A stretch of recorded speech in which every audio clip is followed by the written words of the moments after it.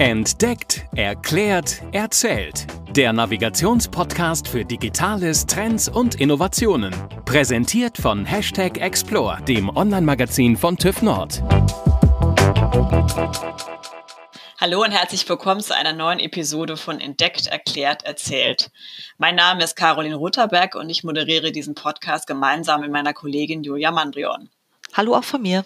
Wir haben heute wieder Dirk Kretschmer zu Gast. Er hat uns schon mal vor ungefähr einem halben Jahr was zu 5G erzählt. Er ist Geschäftsführer von TÜV IT und heute geht es um das Thema Corona-Warn-App. Heute ist Montag, der 15. Juni, der Tag, an dem wir die Episode aufnehmen. Wenn ihr es jetzt hört, frühestmöglicher Zeitpunkt wird es dann Mittwoch sein.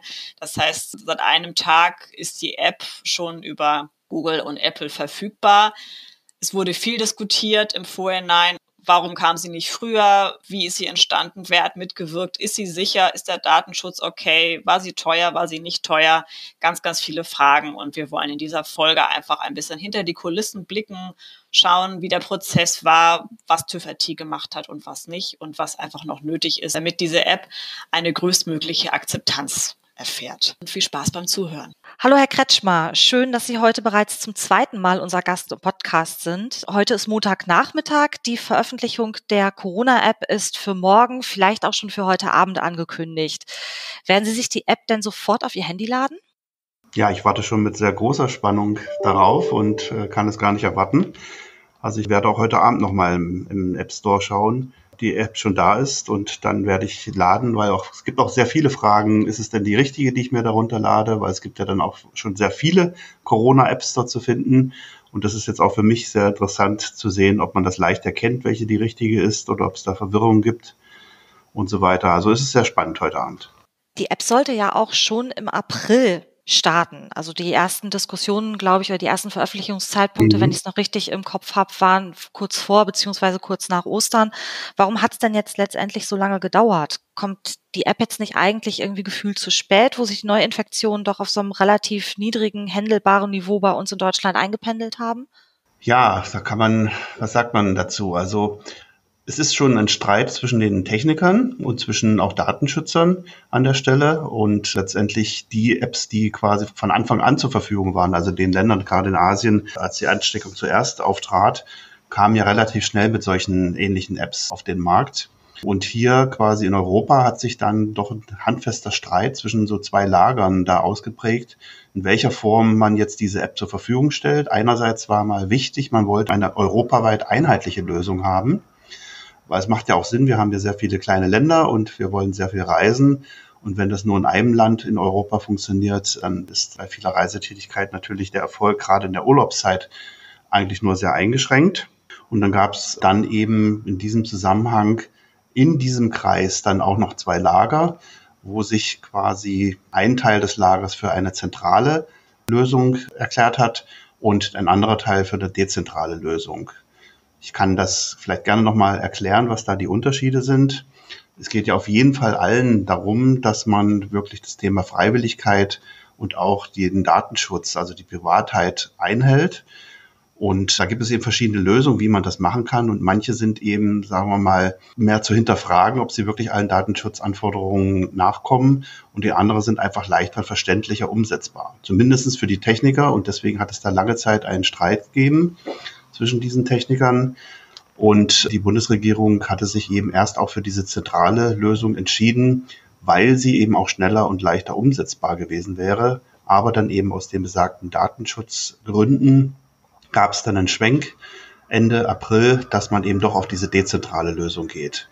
Und das hat natürlich einen erheblichen Einbußen gegeben in der Verfügbarkeit dieser App.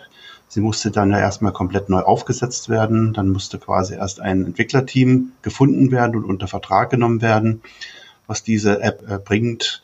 Und leider wurde dann eben schon quasi so Anfang Mai verkündet, dass die App auf jeden Fall Mitte Juni, also quasi heute, zur Verfügung stehen soll, was dann natürlich auf die Entwickler und letztendlich auch auf das Prüfteam, wo wir zugehören, dann noch große Auswirkungen hatte. Nochmal ganz kurz eingehakt, was ist nochmal ganz genau der Unterschied zwischen dezentral und zentralem Ansatz? Der Unterschied zwischen der zentralen Vorgehensweise und dem dezentralen Ansatz liegt eigentlich darin, wo genau konkret ausgewertet wird, ob jemand Kontakt hatte zu einer infizierten Person. Es ist ja, glaube ich, bekannt, dass dazu die Bluetooth-Technik verwendet wird, um quasi diese Bluetooth-IDs zwischen den quasi benachbarten Leuten auszutauschen. Und eine infizierte Person wird dann quasi ihre Infektion bekannt geben und dann findet ein Abgleich statt. Und um diesen Abgleich geht es. Findet dieser Abgleich quasi auf dem zentralen Server statt. Dazu ist es erforderlich, dass im Prinzip alle Leute ihre IDs auf den zentralen Server hochladen und auch diese IDs selber von dem zentralen Server überhaupt erst generiert und herausgegeben werden, damit im Prinzip auch eine Rückverfolgung stattfinden kann. Und da hatten natürlich sehr viele ein zentrales Problem mit dieser zentralen Verarbeitung. Wenn also meine IDs aus dem Handy das Handy verlassen und irgendwo vielleicht noch mit der Angst, dass Standortdaten verwendet werden, vielleicht sogar ein sogenanntes Tracking erfolgen könnte. Das war die große Angst. Bei der dezentralen Lösung findet dieser Abgleich dann eben nur auf dem Handy statt. Das heißt, es gibt nur ein Hochladen von einer Person, die also infiziert ist, die lädt da ihren Code hoch und dann wird es von dem Server in bestimmten Abständen auf alle verteilt. Und der Abgleich, ob ich jetzt mit dieser infizierten Person in Kontakt gekommen bin, der findet nur auf meinem Handy statt. Es gibt also keine Kommunikation von meinen IDs auf einen zentralen Server oder umgekehrt. Ich habe heute was Interessantes auf Twitter gelesen. Da schrieb ein Nutzer, er hätte sich viele Quellcodes angeguckt von verschiedenen Apps, wo Regierungen drin steckten, also Apps, die eben von Regierungen entwickelt wurden. Und der Kommentar auf Twitter war, dass die Corona-App, die wir in Deutschland entwickeln, schon mit so das sicherste ist, was man im Moment auf dem Markt sieht von staatlicher Hand. Was kann man von solchen Kommentaren halten? Das ist auf jeden Fall so, dass wir in dieser deutschen Lösung fast als erste Nation auch diese Betriebssystem-Schnittstelle von Google und Apple verwenden. Das heißt, die wesentlichen Funktionen zur Generierung dieser IDs finden eigentlich im Betriebssystem statt. Für die Verwendung dieser Schnittstelle muss es eine staatliche Autorisierung geben. Es kann also nicht jeder Applikationsentwickler jetzt hergehen und diese Schnittstelle benutzen. Das ist also restriktiv vorgegeben. Da gibt es also bestimmte Zugangscode, die dann nur von den entsprechenden Betriebssysteminhabern herausgegeben werden können, dass es eben wirklich nur von autorisierten Stellen dann quasi eine solche App geben kann. Es ist eben, wie gesagt, ein Unterschied, welche Version, zentral oder dezentrale Version genutzt wird. In Frankreich zum Beispiel, da wird eben die zentrale Version genutzt. Ja, und damit ist es dann entsprechend dann auch schwieriger mit dem Datenschutz. Die haben jetzt momentan auch sehr viele Probleme damit. Aber wir sind eigentlich so die Ersten, die wirklich eine volle Lösung machen, die auf dem Betriebssystem, auf dieser Schnittstelle basiert, eine volle dezentrale Lösung und deswegen auch der Code sehr transparent gehalten werden kann. Wie muss ich mir das vorstellen? Ich lade mir die App runter. Wie genau funktioniert jetzt das Zusammenspiel auch am Ende vielleicht Richtung Gesundheitsamt? Also grundsätzlich ist diese App erstmal eine Unterstützung und sie ist für mich selbst eine Möglichkeit, dass ich eine Warnung erhalte, ob ich mit einer infizierten Person in den letzten 14 Tagen in irgendeiner Form in Kontakt gewesen bin. Und das jetzt auch nicht einfach nur durch schnelles Vorbeigehen im Supermarkt oder so, sondern es muss schon eine gewisse Zeit eine Nähe stattgefunden haben. Und dann wird quasi so ein Risiko berechnet, was dann eine Aussage bringt, ob eventuell eine Gefahr besteht, dass ich eventuell auch infiziert sein könnte. Das ist ein relativ komplexer Prozess, da können wir vielleicht nachher nochmal eingehen, wie das konkret berechnet wird. Aber was macht die App jetzt eigentlich genau? Also letztendlich hatte ich schon erwähnt, dass also auf diese zentrale Schnittstelle des Betriebssystems zugegriffen wird. Und das Betriebssystem selbst generiert dann quasi so verschlüsselte Identitäten, die das Telefon aussendet. Und wenn Sie ein benachbartes Telefon haben, was eben auch so eine App installiert hat, dann erkennen Sie diese IDs von diesem Nachbarn und die werden bei Ihnen dann lokal gespeichert. Ja, ich sage es vielleicht erstmal grob, was dann passiert. Sagen wir mal, jetzt die IDs werden also über einen längeren Zeitraum gespeichert. Und jetzt gibt es natürlich die Frage, habe ich jetzt schon ein Risiko? Habe ich irgendwie Kontakt gehabt mit einer Person, die infiziert war? Das erfolgt so. Es gibt jemanden, der vielleicht persönlichen Verdacht hat oder vielleicht auch schon Symptome hat, der geht zum Arzt und der Arzt empfiehlt oder verordnet quasi, dass er einen Corona-Test macht. Dann geht derjenige zum Testlabor und das Testlabor gibt ihm dann eine Bescheinigung mit einem sogenannten QR-Code. Dann geht er nach Hause und kann dann über die App zum Beispiel seinen Zustand, also ob dieser Test positiv war, ob er negativ war oder ob etwas vielleicht nicht funktioniert hat, zum Beispiel die Probe war verschmutzt und er muss vielleicht nochmal einen Test machen. Also das ist dieser Weg, den Sie jetzt normalerweise erhalten, also dann direkt einen Brief oder eine Benachrichtigung von dem Labor, können Sie quasi sehr, sehr aktuell über die App selber erfragen. Wenn Sie jetzt also eine möglicherweise gefährdete oder infizierte Person sind. Ja, das ist der eine Weg. Wenn diese Infektion positiv ist, dann haben Sie die Möglichkeit, und man muss immer sagen, das ist auch freiwillig. Das heißt, der infizierte Person kann dann seine Infektion bekannt geben. Und wie macht er das? Er bekommt also dann eine zusätzliche Möglichkeit. Das ist jetzt ein bestimmtes Autorisierungs- und Verschlüsselungsverfahren. Das kann natürlich jetzt nicht jeder machen. Und da bekommt er halt dann entsprechende Daten vom Gesundheitsamt. Und damit kann er im Prinzip seine Infektion, seine ID auf so einen zentralen Server laden. Und dieser Server, der wird an alle anderen diese infizierten IDs senden. Die laden Sie quasi dann auf Ihr Handy runter. Es wird also nicht von Ihnen irgendwas hochgeladen, sondern Sie laden nur diese infizierten Personen herunter. Und dann wird quasi ein Vergleich mit den bei Ihnen gespeicherten IDs gemacht, ob eventuell Sie Kontakt zu dieser Person hatten. So läuft das ungefähr. Und wenn dann Kontakt stattgefunden hat, dann gibt es noch bestimmte Risikobewertungen, die dort vorgenommen werden. Und das hängt eben von so ein bisschen flexiblen Parametern ab. Zum Beispiel war das jetzt schon vor 14 Tagen, dann ist das Risiko, wenn bei Ihnen noch keine Symptome waren, für Sie wahrscheinlich eher gering. Wenn es ein kürzerer Zeitraum ist, dann ist es wahrscheinlich schon ein höheres Risiko. Es wird auch in diese Kalkulation dieses Risikofaktors geprüft oder mit reinkalkuliert, wie war eigentlich der Abstand und wie lange waren Sie quasi zusammen. Und daraus gibt sich quasi ein Risikobild, wo Ihnen dann am Ende eine Empfehlung oder eben keine Empfehlung gegeben wird. Und diese Empfehlung, ob Sie danach kommen, das ist auch wieder freiwillig. Also Sie müssen dann nicht sich persönlich in Quarantäne begeben, wenn Sie eben quasi ein hohes Risiko angezeigt bekommen, sondern liegt dann an Ihnen, ob Sie zum Arzt gehen, sich überprüfen lassen und ein Risiko für andere darstellen. So ungefähr läuft die App. Die Berichterstattung jetzt im Vorfeld der Veröffentlichung war ja immens. Es war ja auch ein relativ besonderer Open-Source-Ansatz, in dem die App entwickelt wurde. Und auch gerade zuletzt gab es auch die diverse Diskussionen, eben auch Kritik, sei es nochmal zum Thema Datenschutz oder auch zuletzt an den Kosten für den Betrieb.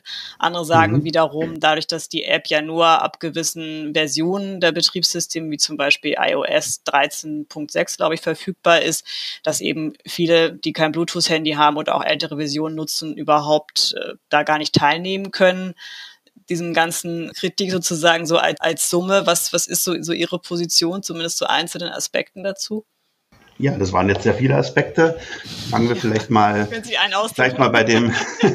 bei dem Thema Source Code und Offenlegen des Source Codes. Also es ist ja jetzt keine Frage, die wir hier klären müssen. Es gibt natürlich schon einen sehr großen Teil der Bevölkerung, man spricht so von 25%, vielleicht sogar ein bisschen mehr, die also wirklich große Angst davor haben, sich bestimmter Überwachung auszusetzen, von solchen Apps vielleicht verfolgt zu werden und da irgendwelche Repressalien zu erleiden und deswegen grundsätzlich sowas ablehnen. Das ist so der eine Fall. Und deswegen möchte man natürlich mit der Offenlegung des Source Codes einfach Vertrauen schaffen. Es ist einfach eine bessere Möglichkeit, als wenn ich sage, ich habe hier eine App und keiner kann da reinschauen. Die ist schon komplett verschlüsselt oder kompiliert, nennt man das, also komplett generiert. Und keiner kann ja wirklich reinschauen, wenn Sie eine App auf Ihrem Handy haben, was die eigentlich konkret tut. Das kann man eigentlich nur im Labor oder eben, wenn man diesen Quellcode zur Verfügung hat. Und da in dem Quellcode, das ist also der komplette Programmiercode der Entwickler, können Sie genau schauen, wenn Sie entsprechend natürlich Ahnung haben, was die Applikation konkret macht, welche Schnittstellen sie benutzt, welche Daten sie wohin speichert. Und es können natürlich nur versierte Programmierer machen, aber genau die haben natürlich auch einen sehr großen Wunsch zu hinterfragen, ob denn da alles mit rechten Dingen zugeht und den Nachweis zu erbringen. Das heißt, wenn Sie das komplett offenlegen, dann sind Sie natürlich auch gefährdet, wenn es da irgendwelche Themen gibt, die so nicht ganz in Ordnung sind, dass dann natürlich ein großer Aufschrei entsteht. Diesem Risiko gibt man sich aus, sodass man sagt, okay, wir vertrauen den Entwicklern, dass sie das richtig programmieren. Wir stellen das von Anfang an ins Netz. Und jeder kann sozusagen dann reinschauen, was konkret passiert. Und da eben sehr viele Nutzer eben ganz besonders Angst haben, das hört man fast in jedem Interview, wenn so Leute auf der Straße gefragt werden, hat jeder immer irgendwo die Angst, dass meine Standortdaten hier verwendet werden und dass man im Prinzip genau weiß, wo ich mich gerade aufhalte, wo ich gestern war, wo ich gerade lang gehe. Das ist ja so die größte Angst und die kriegt man einfach überhaupt nicht heraus. Und durch diesen Quellcode-Ansatz, dass der offen ist, kann man eben genau nachweisen, dass es überhaupt gar keine Erhebung von solchen Standortdaten gibt, dass also ein sogenanntes Tracking gar nicht möglich ist mit dieser Applikation. Und das kann natürlich zur Vertrauensbildung nachweisen, aber wir wissen natürlich, es gibt noch einen Teil, die an gar nichts und niemanden glauben, die werden wir damit auch nicht überzeugen. Dann gab es noch einen weiteren Aspekt, das heißt die verfügbaren Handys. Ja, man hat sicherlich jetzt die beiden großen Betriebssysteme genommen. Ich meine große Betriebssysteme, die am weitesten verbreitet sind. Das ist iOS ab Version 13.5 und das ist eben Google Android ab Version 6. Da können diese Geräte, die eben dieses Betriebssystem haben, dann auch auf diese Schnittstelle zugreifen. Ja, vorher geht das eben nicht und letztendlich ist das ja jetzt auch keine kostenpflichtige Sache, so ein Update zu machen. Bekanntlich sind die Apple-User da immer relativ schnell dabei, ein komplettes Betriebssystem neu zu installieren. Aber es ist auch bekannt, dass es eben bei den Android-Geräten doch sehr großen Nachholbedarf gibt, dass also nicht immer alle auf dem neuesten Stand sind. Die könnten dann natürlich diese Applikation nicht verwenden, würden aber bei der Installation natürlich einen Hinweis bekommen, dass es mit dem Betriebssystem gar nicht kompatibel ist und deswegen sie ein Update des Betriebssystems machen müssen. Eine weitere Thematik, es gibt natürlich auch einen Teil der Bevölkerung, die überhaupt gar kein Smartphone haben oder keins haben, was mit diesen neuen Versionen zurechtkommt. Die sind dann momentan nach heutiger Sicht komplett ausgeschlossen. Das ist in der Tat so. Und da redet man so von 10-20%. Ich kenne jetzt die genaue Zahl nicht. Und wenn wir davon ausgehen, dass man ja sich wünscht, dass mindestens so 60% der Bevölkerung diese App installieren und dann auch betreiben, dann sind natürlich 10-20%, die gar kein Smartphone haben, schon ein sehr großer Minimierungsfaktor, der dann natürlich den ganzen Erfolg leider etwas minimieren wird.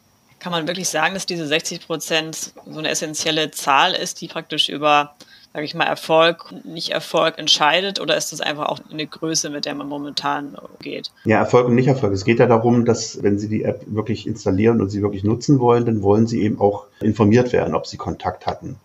Ja, das heißt, wenn das eben nur jeder Zehnte macht, dann ist es sehr unwahrscheinlich, dass Sie quasi mit sehr vielen Menschen zwar zusammenkommen im Bus, im Restaurant oder vielleicht später im Fußballstadion, aber wenn die das alle nicht nutzen, dann werden sie auch keine Mitteilung bekommen. Dann macht es also auch keinen Sinn, wenn da jemand Infiziertes war in ihrer Nähe. Und deswegen ist also natürlich 100%ige Nutzung sehr idealistisch, aber das wäre natürlich das Beste, dann würde jeder erfasst werden. Dazu kommt aber eben auch noch die Unwahrscheinlichkeit, dass es natürlich auch manche infizierte Personen gibt, die aus welchen Gründen auch immer dann auch ihre Infektion nicht bekannt geben werden können. Und deswegen ist so insgesamt, sagt man, wenn 60% der Bevölkerung das nutzen würden, dann würde man eine wirklich sehr große Zuverlässigkeit haben, dass dann auch wirklich die Warnfunktion effektiv umgesetzt werden kann. Das heißt also, die große Herausforderung ist im Moment eigentlich auch Aufklärungsarbeit zu leisten. Eben die Dinge, die Sie gerade gesagt haben, dass durch den Open-Source-Ansatz eben nicht versteckte Funktionen drin sind, die eben keiner haben möchte. Genau, also die große Aufgabe ist momentan wirklich Ängste zu nehmen. Und das war ja auch ein großer Teil, warum wir uns an den Prüfungen beteiligt haben und deswegen auch stolz sind, dass wir dazu einen Beitrag leisten konnten. Wir haben eben konkret die beiden großen Bereiche IT-Sicherheit und Datenschutz untersucht, was ja die beiden Bereiche sind, die die größten Ängste momentan verursachen. Und deswegen ist wichtig, das Vertrauen zu schaffen, also auch die Prüfungsergebnisse als vertrauensbildende Maßnahme dann auch zu veröffentlichen und entsprechend natürlich auch dazu zu werben, dass diese Anwendung auch verwendet wird. Können Sie noch einmal ganz konkret sagen, was hat TÜV IT geprüft und was auch nicht? Also TÜV IT hat jetzt nicht die Funktionalität der App geprüft, also ob alles läuft, ob alle Screenshots richtig sind, ob Bluetooth richtig funktioniert, sondern wir konzentrieren uns wirklich auf die Themen IT-Sicherheit und Datenschutz. IT-Sicherheit heißt konkret, wir prüfen, ob es möglich ist, dass ein Angreifer sich Zugang zu den Daten über diese App verschaffen kann. Ja, und dann Daten eventuell ausspioniert oder eben manipuliert oder falsche Daten unterjubelt. Ja, und das ist eben genau dieser Punkt. Und dazu gehört eben nicht nur die App, sondern eben natürlich auch das Betriebssystem, zumindest Funktionen des Betriebssystems. Weil wenn Sie die App löschen, wollen Sie natürlich auch sicher sein, dass da nichts übrig bleibt, dass also keine Spuren mehr da sind, alle Daten gelöscht sind. Und dann gibt es eben so bestimmte Funktionen, die ein Betriebssystem so macht. Das nennt man Logging, also im Prinzip jede Bewegung, jede Aktion wird da eigentlich festgehalten. Es gibt sogenannte Cache-Speicher, wo bestimmte Werte zwischengespeichert werden. Und da dürfen natürlich vertrauliche Daten, die in der App generiert werden, nicht in solchen Zwischenspeichern gelangen oder in irgendwelchen Logfiles erscheinen. Und das sind genau diese Themen, die wir überprüfen. Und die sind quasi so überprüft worden, dass wir quasi über sogenannte Penetrationstests dann eben auch Versuche gestartet haben, ob wir in der Lage sind, diese Applikation anzugreifen, um dort die besagten Funktionen auszuführen. Und alle Schwachstellen, die wir dort gefunden haben, müssen dann natürlich von den Entwicklern in sehr kurzer Zeit auch gelöst werden. Ich kann sagen, das hat uns alle sehr überrascht, diese enorm gute Zusammenarbeit zwischen den Entwicklern, SAP, Telekom und auch dem BSI, was uns den Auftrag für diese Tätigkeit gegeben hat. Wir kennen ja die Situation, IT-Sicherheit ist für Entwickler, sagen wir mal, nicht immer das Erste und das Beste und das Wichtigste, sondern man möchte so schnell wie möglich Funktionen entwickeln, damit es schnell auf den Markt kommt. Und wenn dann halt Prüfer IT-Sicherheit Schwachstellen nachweisen, dann gibt es meistens lange Diskussionen mit den Entwicklern, ob diese Schwachstelle wirklich von jemandem ausgenutzt werden kann, ob das nur eine theoretische Schwachstelle ist. So gibt es manchmal Diskussionen und ja, die Bereitwilligkeit, dann diese Schwachstelle zu schließen, ist sehr oft sehr gering. Und hier haben wir eigentlich genau das Gegenteil erlebt.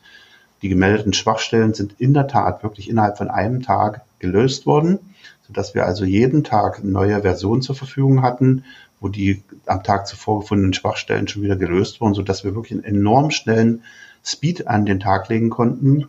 Dann begleitet, dass wir natürlich entsprechend viele Ressourcen in das Projekt reingesetzt haben, die dann auch im Schichtbetrieb und auch über den Feiertag, letzte Woche war Fronleichnam, gearbeitet haben und die Bereitschaft hatten, um eben alle anstehenden Tests wirklich durchzuführen, plus den Tests, die natürlich wiederholt werden müssen. Wenn Sie eine neue Version haben, müssen Sie natürlich schauen, ob nicht irgendwelche Schwachstellen, die schon mal gefixt worden sind, auch wieder auftauchen. Ja, und das war also natürlich ein enormer Testaufwand, den wir hier absolviert haben. Aber die Zusammenarbeit und die Bereitwilligkeit, quasi Schwachstellen gar nicht in Frage zu stellen, sondern sie einfach dann zu lösen, das hat uns überrascht. Das ist also nicht oft der Fall. War natürlich eine enorme Motivation für das Testteam, dann auch mehr zu leisten, als man vielleicht üblich leistet. Und auch Zeit, nicht so immer auf die Uhr zu schauen. Und das hat dazu geführt, dass wir eben wirklich pünktlich fertig geworden sind und jetzt eine Version haben, die eben nicht nur frei von Schwachstellen sind, aus heutiger Sicht, in dieser Version, die jetzt zur Verfügung steht, sondern auch sehr stabil läuft. Am Anfang war die Applikation natürlich nicht sehr stabil. Das ist aber auch kein Wunder. Wenn Sie die ersten Versionen, sogenannte Alpha-Versionen zur Verfügung haben, dann gibt es da natürlich noch Stabilitätsprobleme. Das ist natürlich dann immer schwierig für den Tester, weil wenn die dann dauernd abstürzt, dann sind seine Testergebnisse quasi nicht mehr zu verwenden und er muss alles wieder neu installieren und neu aufbauen. Aber die Stabilität hat dann eben auch im Verlauf dieser Tests so stark zugenommen, dass wir jetzt wirklich sagen können, wir haben eine stabile Version zur Verfügung, die auch quasi keine bedenklichen Schwachstellen momentan mehr aufweist und wir deswegen guten Gewissens auch diese App empfehlen können. Ist denn im Team schon ein bisschen gefeiert worden jetzt? Noch nicht. Wir warten, glaube ich, alle auf die, das ist jetzt so eine komische Phase, die ich da konkret auch ansprechen. Es gibt den Open-Source-Ansatz, das haben natürlich auch andere getestet. Es wird ja auch berichtet, dass der Chaos Computer Club quasi sich auch positiv geäußert hat. Das heißt, ich gehe davon aus, dass auch der Chaos Computer Club hier Tests durchgeführt hat und Versuche gemacht hat, irgendwelche Schwachstellen zu finden. Die positive Meldung ist gut, aber letztendlich entscheidet sich dann, wenn die App im Umlauf ist und dann von vielen genutzt wird, ob dann eben unsere Ergebnisse dann auch wirklich sich bewahrheiten, dass nicht noch irgendeine grobe Schwachstelle in irgendeiner Form übersehen wurde oder vielleicht doch die Stabilität dann nicht so ist. Und deswegen warten wir jetzt momentan noch mit dem Feiern, aber würden uns eben wünschen, dass das Vertrauen auch durch unsere Arbeit so stark gesteigert wurde, dass also möglichst viele diese App jetzt installieren und auch aktivieren und nutzen, also nicht nur installieren, sondern eben auch nutzen und wir damit eigentlich ermöglichen, dass wir auch immer mehr Lockerungen erreichen können. Denn die zunehmenden Lockerungen führen natürlich auch dazu, dass wir natürlich immer mehr Kontakte haben werden in Zukunft. Und auch wenn es momentan nicht den Anschein machen mag und viele fragen sich ja auch, warum kommt denn die App erst jetzt? Das ist doch viel zu spät, wir haben viel zu geringe neue Infektionszahlen und das ist auch alles sehr gut so. Aber es kann jederzeit passieren und da sehe ich eben gerade auch den internationalen Reiseverkehr an der Stelle auch ein bisschen bedenklich oder kritisch, dass quasi Infektionen wieder nach Deutschland zurückgetragen werden und wir eventuell hier auch eine zweite Welle bekommen. Und dann ist genau diese Wirksamkeit dieser digitalen Corona-Tracing-App so enorm wichtig, dass wir eben sehr frühzeitig erkennen, dass es eben neue Infektionen gibt und diese sofort auch eindämmen. Also eine große Unterstützung der Gesundheitsämter, die vor dieser App dann eigentlich komplett darauf angewiesen waren, die infizierte Person zu entdecken, selbst erstmal zu entdecken, sie unter Quarantäne zu stellen und über einen aufwendigen Befragungsbogen ermitteln musste, mit wem war diese Person in den letzten 14 Tagen in Kontakt. Die mussten alle ausfindig gemacht werden. Und das ist natürlich sagen wir mal, ab einer bestimmten Ausbreitungsgröße dieser Infektion einfach gar nicht mehr machbar, gar nicht mehr umsetzbar. Wenn jetzt aber durch die App die Leute selber gewarnt werden und sich selber dann quasi für Tests zur Verfügung stellen, ist natürlich ein großer Teil dieser Eindämmungsmöglichkeiten gegeben. Herr Kretschmer, wie geht's denn jetzt überhaupt weiter? Es wird ja auch immer weitere Anpassungen geben, vielleicht auch nochmal neue Versionen. Werden Sie denn dann als TÜV IT oder Ihr Team weiterhin an der Entwicklung oder an der Beobachtung beteiligt sein? Also wir würden uns das natürlich sehr wünschen. Momentan ist unser Auftrag nur jetzt bis zu diesem Fertigstellen des Berichts dieser vorliegenden Version. Das liegt komplett in der Hand des Bundesamts für Sicherheit in der Informationstechnik, wie jetzt die weiteren Tests stattfinden. Das BSI testet selbst ja auch. Und ob Sie da noch zusätzlich eine externe Unterstützung brauchen, würde ich natürlich gerne anbieten. Deswegen auch mit dem BSI dazu sprechen. Aber es ist auf jeden Fall Fakt, dass bei einer neuen Version auf jeden Fall wieder Tests gemacht werden müssen.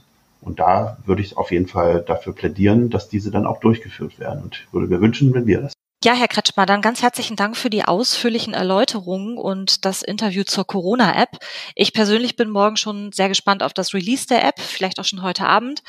Wenn diese Folge veröffentlicht wird, dann haben unsere Hörerinnen und Hörer auch vielleicht auch schon die App selber geladen und den ersten Praxischeck damit machen können. Wir sind gespannt. Deshalb, liebe Hörerinnen und Hörer, schreibt uns auf den TÜV NORD Accounts in den sozialen Medien gerne eure Meinung zu dem Thema, vielleicht auch schon eure ersten Erfahrungswerte. Und Herr Kretschmer, wie sind Sie denn für weitere Fragen erreichbar? Weil ich denke, die werden bestimmt kommen. Ja, ich bin immer erreichbar über mein Mobiltelefon, über die Büronummer. Ich denke mal, im Abspann werden Sie dann auch die Daten zur Verfügung stellen oder über meine E-Mail-Adresse. Sehr gerne.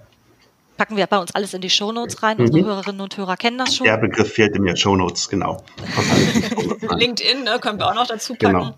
Richtig, genau. Den LinkedIn-Kontakt packen wir auch noch mit dazu. Mhm. Dann ganz herzlichen Dank für das Gespräch. Wir appellieren an alle, es ist ein Projekt, wo wir alle unterstützen können und wo wir alle helfen können, dass die App erfolgreich wird. Deswegen schaut es euch an, bildet euch eine Meinung dazu und ladet es im Idealfall auch runter und nutzt es. Und wir hören uns wieder. Bis bald. Bis bald. Wiederhören. Tschüss. Das war Entdeckt, erklärt, erzählt. Der Navigationspodcast für Digitales, Trends und Innovationen. Präsentiert von #Explore, dem Online-Magazin von TÜV NORD. explore-magazin.de